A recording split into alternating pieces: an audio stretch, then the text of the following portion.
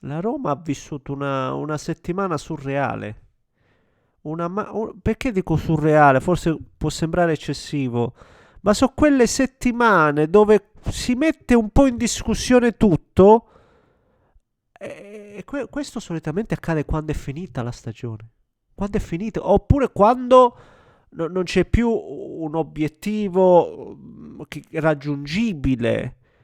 La Roma in piena corsa per la Champions si gioca partite decisive per la stagione. Quelle dichiarazioni di Ranieri, ripeto, che non finiscono là. Non è che dici la dichiarazione un giorno, no, settimana, una settimana. E adesso, dopo questo pari, si continuerà a parlare, a discutere. E dico anche un po' giustamente, perché per me la Roma si è fatta autogol in maniera clamorosa.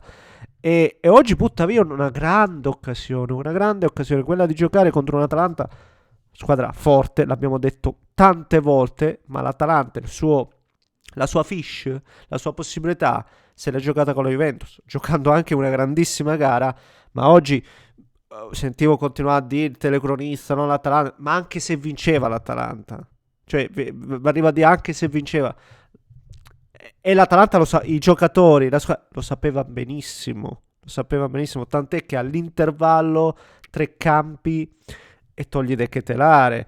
All'80esimo, se tu vuoi provarla a vincere, certamente non togli Ederson, mai nella vita. Quindi l'Atalanta era volutamente distratta anche dalla prossima gara e dalla Coppa Italia, giustamente, perché ognuno segue i propri obiettivi. E quindi l'ennesima volta la Roma che si trova contro una squadra di alto livello della nostra Serie A, specifichiamolo sempre, se no a scanso di equivoci, un po' viene meno, ancora una volta, ed è un dispiacere. Ne parliamo, e come se lo facciamo prima come al solito, se volete vi invito a spolliciare per soddisfare l'amico algoritmo che sta sempre lì, ha bisogno di questi benedetti like. Io ho bisogno stasera di un sonno ristoratore perché sto a pezzi completamente. L'algoritmo invece ha bisogno di questi pollicioni. Se volete apprezzate lo sforzo con una bella iscrizioncina. La stiamo abbassando questa percentuale, non l'ho ancora aggiornata, ma la mostrerò domani se ci riprendiamo. Perché tanti di voi, come abbiamo già più volte ribadito, visualizzate, ci siete. Anche commentate, magari non siete iscritti, non vi costa nulla, fatelo. Grazie ragazzi, grazie ragazzi. Ehm, sì, sì, chiudendo il discorso, no, farsi male, autogol, no, che poi cioè anche le risposte di Gasperini questa volta mi sono sembrate molto più a fuoco di Ranieri. Questo è strano per me, perché la comunicazione di Gasperini è sempre stata un po' stonata, è sempre stata, se vogliamo, un po' una sorta di punto debole, ed era anche il motivo per cui tante volte le big si allontanavano, no, dal suo modo più che di comunicare il suo modo di essere, perché poi ci devi convivere annualmente con Gasperini, perché sono convinto che Gasperini ti stressa, che una fragilità, ma è anche il suo punto di forza, se poi ci pensiamo, no?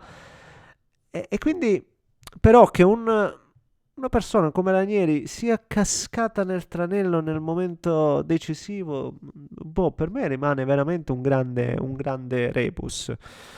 E poi dico una roba, guardando soprattutto come finisce la partita di stasera, e non è la prima volta con i Vaz, i Venturino, i Ghilardi, lo stesso Pisilli, giocatori veramente alcuni giovanissimi, alcuni giovani, che noi ci piace dire giovani, ma lo stesso Elanaui che inizia.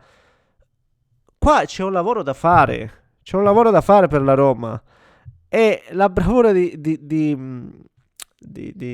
Gasp, che ci ha tenuto a rimarcare nelle conferenze pre-partita, è proprio quella di saper andare un po' a valorizzare questi giovani e di far crescere il valore della squadra, e quindi anche entrate e compagnia cantante. Per cui, veramente, io non lo so se adesso anzi, ve la giro a voi sta domanda, soprattutto se ci siete in tanti amici romanisti. Dove cade di più adesso la bilancia? Da quale parte? Su Ranieri, su Gasperini? Andiamo avanti, anche se non si sopportano ugualmente tutte e due. Difficile. Certo è che questo è potuto accadere perché per l'ennesima volta, e chiudiamo il discorso, i Friedkin, che attenzione, vengono giudicati male perché poi alla fine non arrivano i risultati, ma sotto l'aspetto degli investimenti i Friedkin, ragazzi, hanno sempre speso, sempre. C'è poco da fare. Ovviamente sempre tutto rapportato alla nostra Serie A. Sono una delle proprietà che ha speso di più per quanto mi riguarda, ma allo stesso tempo va detto che è una proprietà non presente, non presente, altrimenti una roba del genere non accade. Quello che accadde con Lina Suloco, no? Dal giorno a domani con De Rossi non accadeva una roba del genere se ci fosse stata una proprietà presente. E questo deve essere colmato, perché altrimenti alla lunga no? Non si va comunque a migliorare il tutto. E ripeto, riguardo alla partita di stasera è un peccato perché c'era la possibilità di far male all'Atalanta. È stato un primo tempo dove, vedi, ti fai male da solo con un errore in costruzione e poi è stato bravissimo Cristo, fa l'ennesimo grande gol. Kristovic, ragazzi, era iniziato veramente in sordina, ma figlio mio sta facendo vedere delle robe incredibili, fa un gol bellissimo da grande attaccante. Svilar, no, a fare un gol del genere a Svilar, punto, grande gol, c'è poco da dire per quanto mi riguarda. Però poi la Roma ha mostrato, no, di avere delle armi per far male, ha avuto delle situazioni, una parata incredibile di canne secchi su l'ennesima uscita tempestiva su Malen dopo la giocata di El Shaarawy, tante situazioni. Attenzione, l'Atalanta non è che rimane a guardare, c'è stata quella di Ederson e compagnia cantante. Però la Roma, no, si è riversata e l'ha meritato assolutamente il pari con Hermoso, che è uno di quelli che quest'anno è stato, no, acceso, senza ombra di dubbio.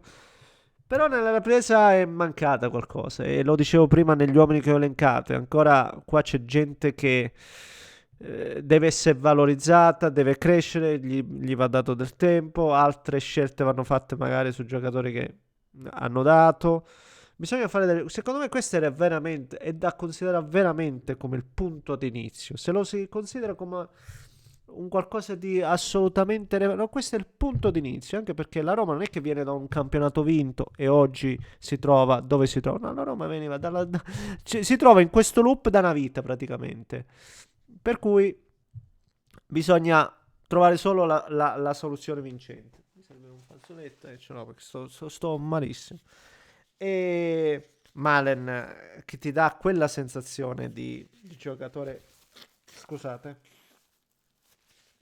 ti dà quella situazione, quella sensazione che può far sempre male anche nelle riprese a mezza profondità. Lui la sa attaccare come nessuno forse in Serie A, però non basta e ripeto, non bisogna buttare tutto a mare. Mi sento di dire questo, ecco, sostanzialmente.